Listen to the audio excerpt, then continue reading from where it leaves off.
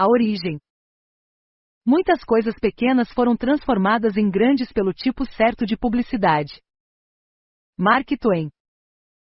Abacuque foi um profeta da Bíblia que viveu durante o período de reinado do 18º rei de Judá, Joaquim, 608-598 a.C. No Antigo Testamento, precisamente no livro do próprio Abacuque 2.2, encontramos o seguinte texto: escreva em tábuas a visão que você vai ter, escreva com clareza o que vou lhe mostrar, para que possa ser lido com facilidade. Acho esse versículo de mais interessante, pois indica que Deus entregou um briefing bem complicado a seu servo. O profeta teve que estudar minuciosamente o público-alvo, os babilônios, povo vil e cruel, para transmitir a mensagem do castigo de Deus para esse povo de forma que quem passasse correndo pudesse enxergar. Considero esse um dos mais antigos e excêntricos exemplos de publicidade, onde o profeta passa a mensagem e alcança o objetivo num tipo de outdoor divino. Os primeiros vestígios da publicidade também são encontrados na Antiguidade Clássica, em Pompeia, na Itália. Tabuletas da época anunciavam combates de gladiadores e faziam referências a diversas casas de banho localizadas em cidades. Nesta época, a publicidade também era feita por homens conhecidos como pregoeiros, que anunciavam oralmente a venda de gados, escravos e artefatos diversos. Esse tipo de publicidade se prolongou até a Idade Média, onde a atividade ficou a serviço de comerciantes e mercadores, que tornavam os produtos conhecidos através de gritos e gestos. A evolução da publicidade está ligada ao jornalismo. Isto porque, com a invenção da imprensa mecânica por Gutenberg, no século XV, o papel começou a ser utilizado como meio de comunicação. É nesse período, em 1482, que surge o primeiro cartaz, de cunho religioso, conhecido como o Grande Perdão de Nossa Senhora. No processo de evolução, apareceu no periódico inglês Mercurius Britannicus, em 1625, o primeiro anúncio publicitário de um livro. Já em 1631, na França, Renaudot criou uma pequena seção de anúncios na própria Gazeta. Todos estes acontecimentos criam uma nova fonte que gerava capital para o jornal, que até então tinha receita apenas das vendas de assinaturas. Importante ressaltar que neste período a atividade publicitária não pretendia ser sugestiva, mas limitava-se a ser meramente informativa. O aperfeiçoamento das técnicas publicitárias se deu, principalmente pela necessidade de aumentar o consumo dos bens produzidos. Isso fez com que a publicidade se tornasse mais persuasiva, perdendo quase que completamente o sentido inicial de ser apenas informativa. Além disso, o aumento da concorrência entre as marcas fez surgir um tipo de publicidade mais agressiva, chamada publicidade combativa, que tentava impor um produto em vez de sugeri-lo. O século XIX foi um marco de profundas mudanças sociais e econômicas que sucederam à Revolução Industrial, onde as máquinas foram inventadas com o propósito de poupar o tempo do trabalho humano. Graças às máquinas, a produção de mercadorias ficou maior e os lucros também cresceram. A publicidade surge como um fenômeno econômico e social, sendo basicamente uma comunicação informativa entre vendedor e comprador. A relação entre esses fundada no conhecimento pessoal e na confiança que refletia o conceito de seriedade e honestidade de que desfrutava o vendedor. Nessa época, a publicidade era considerada mero convite à oferta, invitatio ad offerendum, e para a concretização do negócio, o consumidor, atraído pela publicidade, deveria comparecer ao estabelecimento e apresentar uma oferta, que seria ou não aceita pelo fornecedor. Devido à produção em série decorrente da Revolução Industrial, o consumo tornou-se massificado. A produção que era destinada a um indivíduo em especial estendeu-se a toda a coletividade. Por conseguinte, a publicidade tornou-se destinada à massa de consumidores, e as ofertas veiculadas simultaneamente para milhões de pessoas. Alguns sociólogos dividem o caminho da publicidade em 3 eras, ou 3 épocas. Era primária, onde a atividade limitava-se a informar o público sobre os produtos existentes, mas também os identificava através de uma marca, porém não havia argumentação ou incitação à compra. Era secundária, onde havia técnicas de sondagem, que desvendavam os gostos dos consumidores e orientavam a publicidade, que se tornou sugestiva. Era terciária. Trata-se da era atual, quando a publicidade age sobre as motivações inconscientes do público, o que os leva a determinadas ações, pois se baseia na psicologia social, nos estudos de mercado, na sociologia e na psicanálise. Com a economia expandindo-se durante o século XIX, as propagandas cresceram. Nos Estados Unidos, os classificados tornaram-se populares, preenchendo muitas páginas de jornais com pequenos anúncios de itens variados. O sucesso desse formato de propaganda levou ao aparecimento e crescimento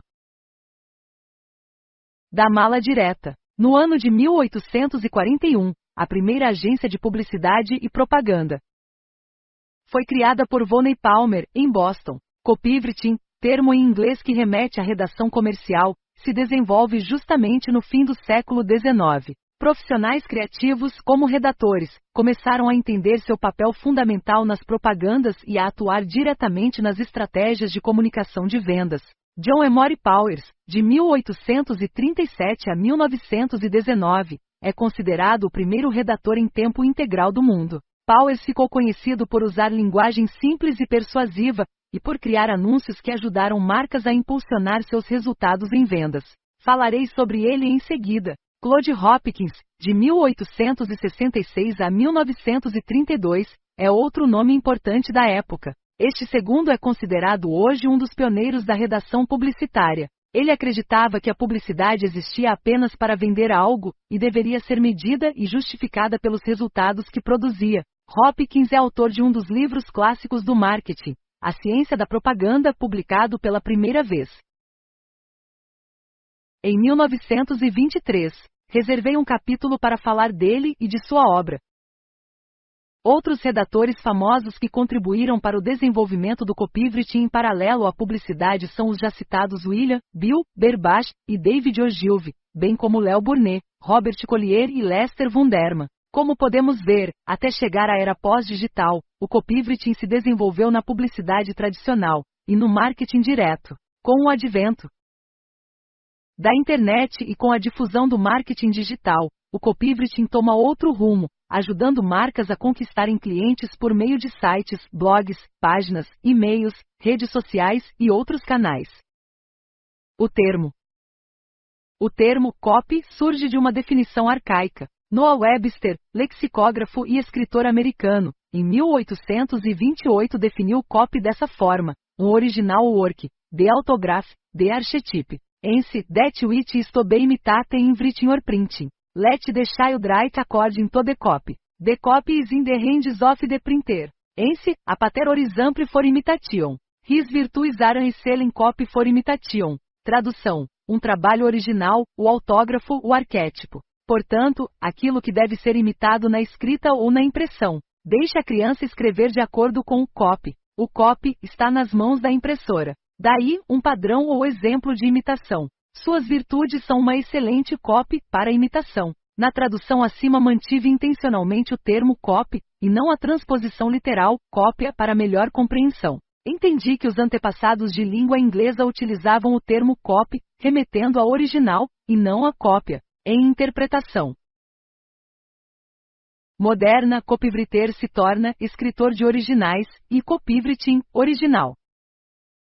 Essa definição caiu em desuso em meados do século XIX, exceto entre impressores e jornalistas. Por volta de 1870, o homem que escreve anúncios começou a ser chamado de copywriter, para distinguir seu trabalho do ofício de redator de notícias. Nos países anglófonos, o redator publicitário também é copywriter. Na realidade, existem duas profissões com esse nome: Advertising Agency Copywriter e Direct Response Copywriter. O primeiro é equivalente ao redator publicitário brasileiro. Ele normalmente trabalha em agências de publicidade, e é quem recebe os louros pelas peças de sucesso. O segundo é aquele que aqui chamamos simplesmente de copywriter, e, quando a ele nos referimos, estamos falando do profissional ligado ao marketing direto. Antes da internet, a maneira mais comum de fazer copywriting era por meio da mala direta, forma de comunicação postal na qual as pessoas eram levadas a tomar uma ação. Esta ação normalmente era a compra do produto que se promovia, e o cupom para enviar o pedido já vinha anexado no fim de um folder ou catálogo. Por isso, os copywriters de algumas décadas atrás eram mais